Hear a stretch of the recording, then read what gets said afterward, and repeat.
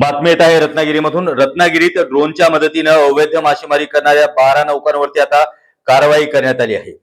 रत्नागिरी जिल्ह्यात अवैध मासेमारीवरती आता ड्रोनची करडी नजर असून 6 दिवसांमध्ये ड्रोनने अवैध मासेमारी करणाऱ्या 12 बोटी पकडून दिल्या आहेत।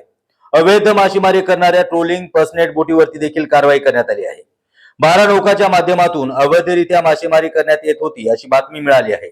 त्यानुसार अनधिकृत मासेमारी न करण्याचं मत्स्य विभागानं मच्छीमारांना आवाहन देखील केलं होतं।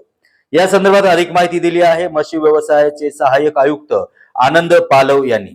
माननीय मत्स्य व्यवसाय मंत्री श्री नितेशजी राणे साहेब यांनी दिनांक 9 जानेवारी 2025 रोजी मुंबई आयुक्त कार्यालय येथून ड्रोनचा अनावरण केलेला आहे।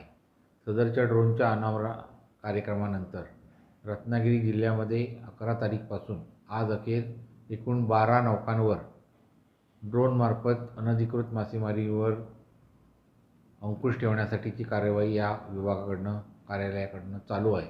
आणि अशा अनधिकृत मासेमारी करणाऱ्या नौका या ड्रोन व्हिजिलन्समध्ये निदर्शनास आल्यामुळे या 12 नौकांवर महाराष्ट्र सागरी मासेमारी नियम अधिनियम अंतर्गत कारवाई प्रस्तावित केलेली आहे।